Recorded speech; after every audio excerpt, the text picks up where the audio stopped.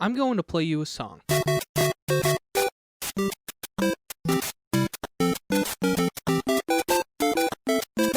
This is the main theme from Super Mario Bros. Released in 1985 for the Nintendo Entertainment System.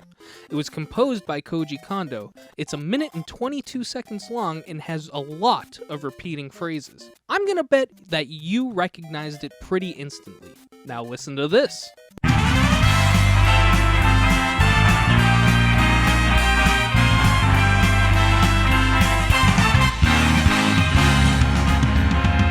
Here we go. This is the main theme from Super Mario Odyssey, released in 2017 for the Nintendo Switch. It was composed by Naoto Kubo with lyrics by Nobuyushi Suzuki. It was performed by Kate Higgins, accompanied by the Super Mario players. It's a full 4 minutes and 9 seconds song with a traditional verse-chorus setup. It's the first song that people think about and the first one you're supposed to be reminded of when you think of Super Mario Odyssey. Both are great compositions, but when comparing the two, there just is no comparison. Jump Up Superstar is superior in every conceivable way. But does that mean that the original Mario theme is bad? Does it mean that 8-bit music should be considered lesser or looked down upon? Hello everybody and welcome back to Thunder and Lightning. I'm Thunder. And I'm Lightning. And today, we're going to be discussing the evolution of video game music and the journey it's taken to get where it is today.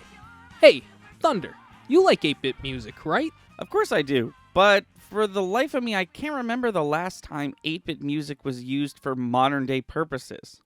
Oh wait, yes I can.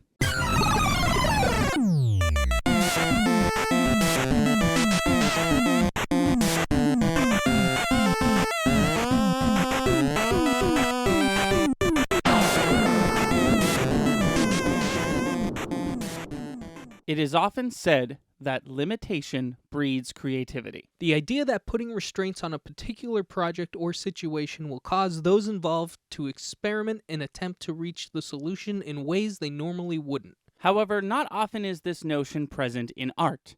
Art, in all its forms, is only limited by the individual's creativity. Or this should always be the case, but it unfortunately was not when it came to the NES. The NES had only 5 channels for sound, meaning that usually only 4 were reserved for music. Think about that. 4 channels. Only 4 different lines to compose an entire piece of music. This, mixed with the limited memory space that the NES had to begin with, led to composers having limitations within their creative process. Some songs were left without a percussion line entirely, or far shorter than the artist's original intent. If you need an example of this, look no further than Super Mario Bros. This is the song that plays when you manage to beat the whole game.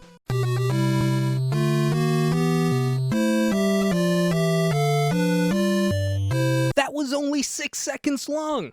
Koji Kondo has gone on record saying that this piece was originally intended to have an AABA song structure with a key change during the repeat. But due to the console limitations on the NES, we're left with a 6-second long piece with an A structure. He fixed this in later titles as he saw fit, but as far as Super Mario Bros. Goes, the song was left unfinished. So how did we get from here to here?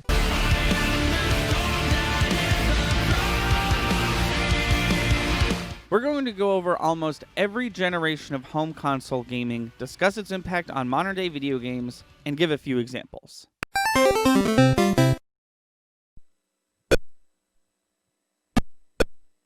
These consoles did not have music. The ColecoVision has 3 channels for music and a 4th one for noise, while the Atari 2600 only has 2 channels of 1-bit sound, allowing for a possible 32 pitch value per channel. Here are some examples, although keep in mind, they're not great.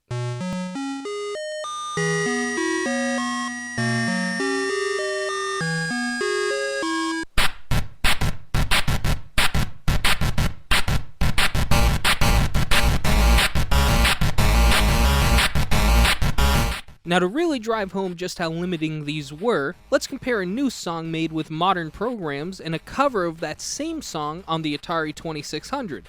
This is Megalovania from Undertale.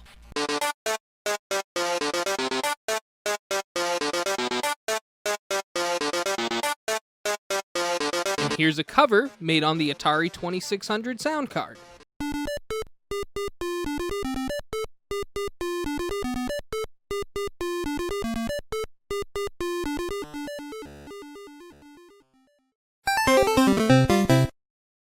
We've already talked about this one for a bit, so we won't talk for too much longer, but this generation truly set a new precedent for video game music.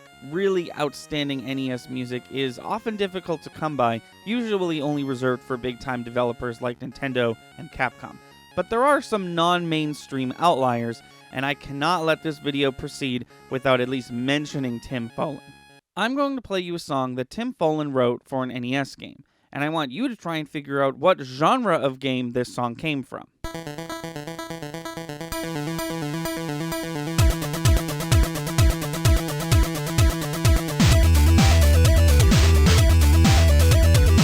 Did you say fantasy, action adventure, maybe puzzle game?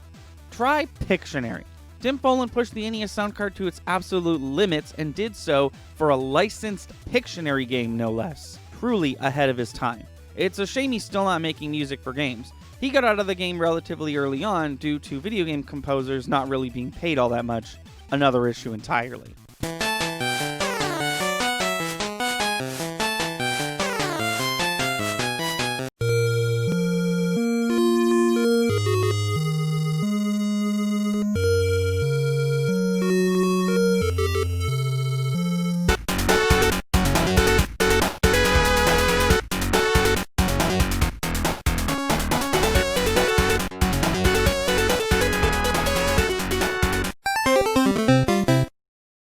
Super Nintendo had a whopping 8 channels and the Genesis had 10 across 2 different sound cards. All your favorite composers are back, and this time they have a little more wiggle room to stretch their creative muscles, being able to better emulate the sounds of real-world instruments. And just as before, the best examples of great music are found in the first-party developers like Nintendo and Sega.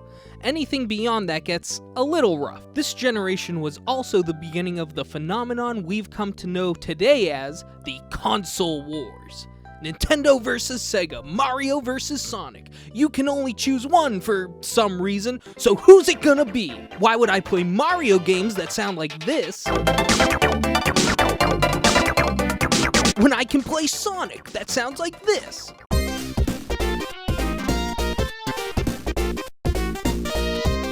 Needless to say, this argument is stupid.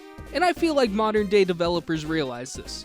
You don't really see the levels of animosity between developers that were present during this time, and I think that's for the better. Video games are supposed to be fun, and going to war with each other rarely is.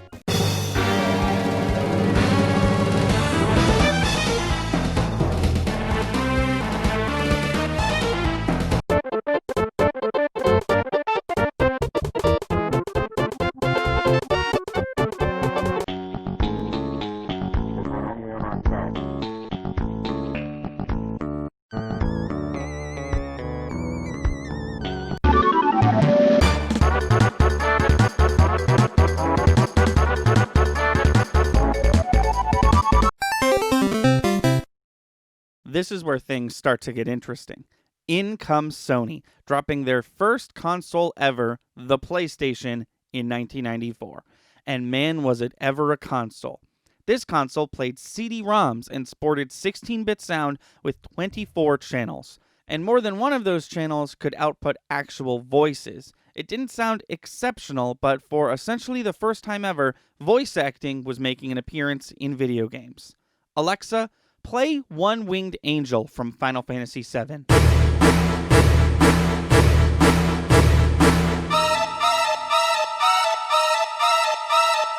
This piece was composed by Nobuo Uematsu.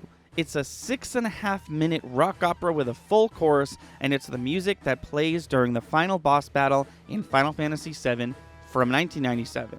It's the most technically impressive song in the console's entire 12-year history, and it marks the first time that I believe a lot of people started taking video game music more seriously. Okay, but what about Nintendo, I hear you asking? The Nintendo 64 underperformed the PlayStation in virtually every category, even though it released 2 full years later in 1996. It looked worse, it ran worse, but more importantly, it sounded worse. Don't believe me? Take a listen for yourself. This is the Nintendo 64 version and the PlayStation 1 version of the same exact song.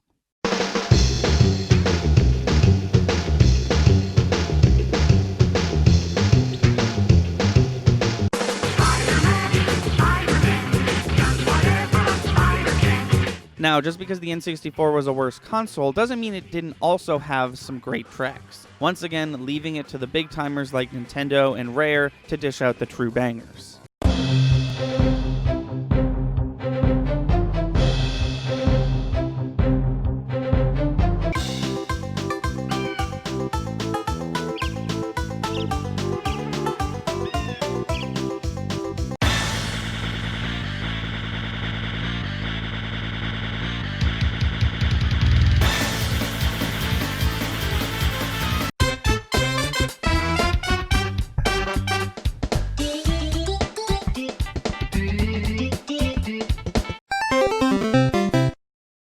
This generation introduced familiar sounding words like Dolby Digital, analog stereo, and MIDI into the world of gaming, meaning finally live recorded instruments could enter the mix. Basically, if it could fit onto a CD or DVD, it was fair game.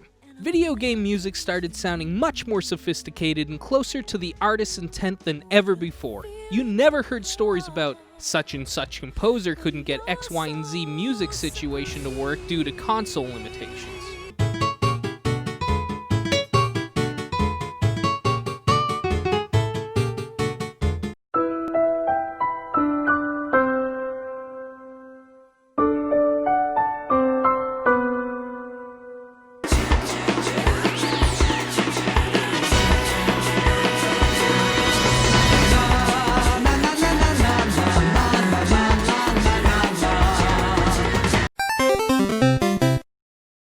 And finally, welcome to the world of modern video games.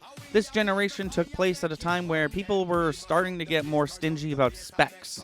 Which console looks better? Which one sounds better? How much storage does each one have? With Nintendo unfortunately bringing up the rear in every regard once again, but not by much.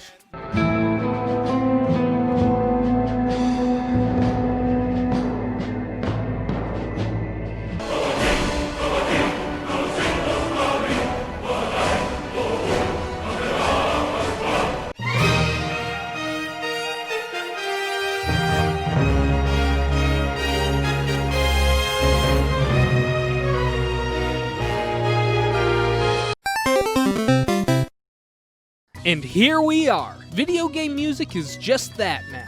Music. There's no difference in quality than that of a movie and TV. And if you need more convincing, allow me to introduce you to Bear McCreary. He composed the music for God of War on the PS4,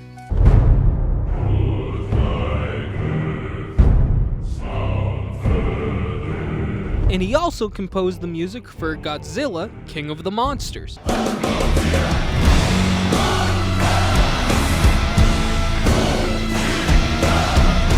Developers have begun hiring entire orchestras to perform their background music. Video game music wins awards now. Video game music is sometimes the most professional part of a particular video game and ends up being its biggest takeaway.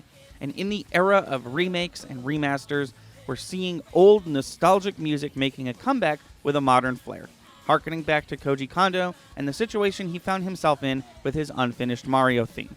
This generation also introduced video game music self-referencing itself. What I mean by that is modern-day games using 8 or 16-bit music. Here's the music that plays during the first level of Shovel Knight, released for just about everything in 2014, and composed by Jake Kaufman.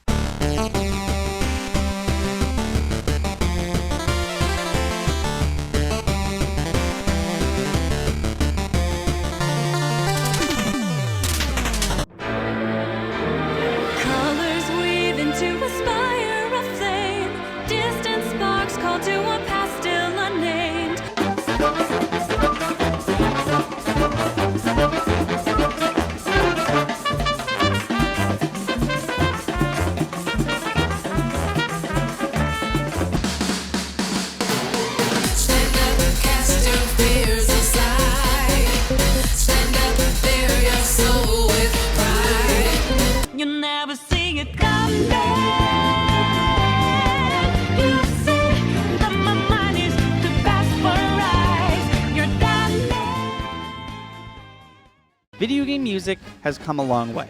Video games have come a long way. Video games are a respected art form now, and so is the music. You can get anything you want out of video game music, and limitations are behind us. We hope that you learned something and walk away from this video with newfound love and respect for video game music.